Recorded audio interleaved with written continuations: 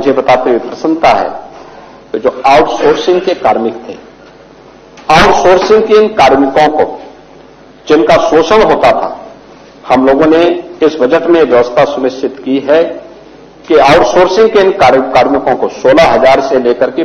18,000 रुपये प्रति माह दिया जा सके। इसके लिए आरक्षण के नियमों का पालन करते हुए उत्तर प्रदेश में एक आउटसोर्सिंग कारपोरेशन का गठन भी हम लोग करने जा रहे हैं, जिससे उन्हें भ्रष्टाचार से भी मुक्त किया जा सके और किसी भी प्रकार के शोषण से मुक्त एक व्यवस्था दे सकें। दीनदयाल उपाध्याय ग्रामीण कौशल्य योजना में 427 करोड़ रुपये और वानिकी और औद्यानिक विश्वविद्यालय के निर्माण के लिए 50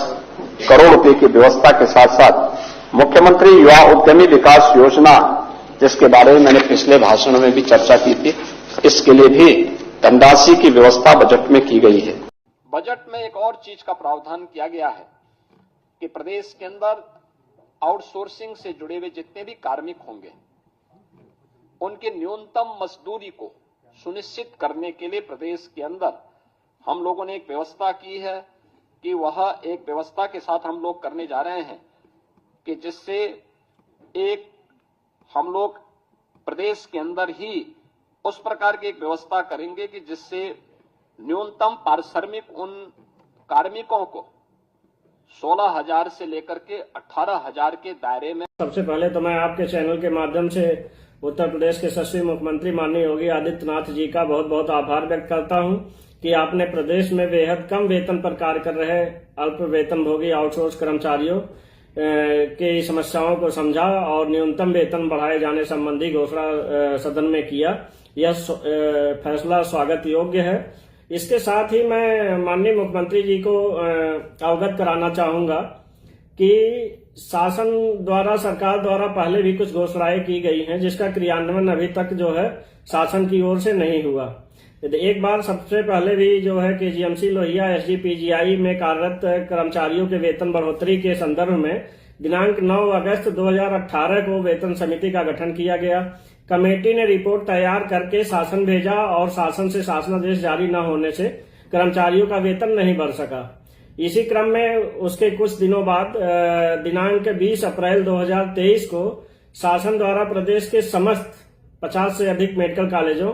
प्रदेश के हायर सेंटर चिकित्सा संस्थान जैसे केजीएमसी लोहिया एसजीपीजीआई कैंसर संस्थान में कार्यरत लाखों आउटसोर्सिंग कर्मचारियों के विभिन्न संवर्ग के वेतन निर्धारण के संदर्भ में महानिदेशक चिकित्सा शिक्षा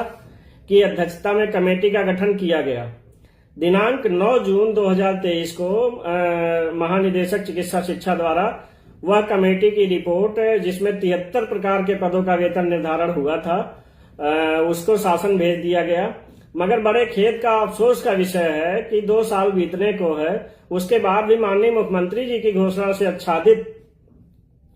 जो कमेटी बनी थी उसकी रिपोर्ट पर शासनादेश शासन की चिकित्सा शिक्षा विभाग द्वारा जारी न होने से लाखों कर्मचारी उपेक्षित रहे। पिछले 2 सालों में उनका वेतन नहीं बढ़ा। जो कर्मचारी संस्थानों में, मेडिकल कॉलेजों में कार्य कर रहे हैं वो 2015 के निर्धारण के अनुसार वह वेतन पा रहे हैं। वेतन बेहद कम है। कमेटी गठन हुआ था, माननीय मुख्यमंत्री जी ने घोषणा किया था, कर्मचारियों की तमाम उम्मीदें थी कि शासनादेश आएगा तो सबका वेतन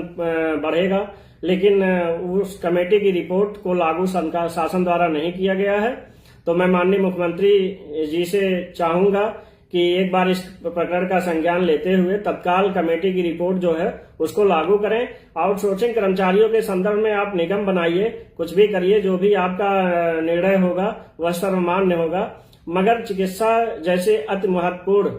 सेवाओं में कार्य कर रहे लाखों कर्मचारियों, मेडिकल कॉलेजों में जो कार्यरत हैं, संस्थानों में जो कार्यरत हैं, वो उनका कार्य बहुत ही सराहनीय है और उसमें काफी कार्य हो भी गया है। कमेटी ने अगर जो भी वेतन निर्धारित किया है उसको शासन की ओर से शासनादेश जारी करने के संदर्भ में उचित आदेश निर्गत करें, जिससे कर्मचारियों का भला हो सके।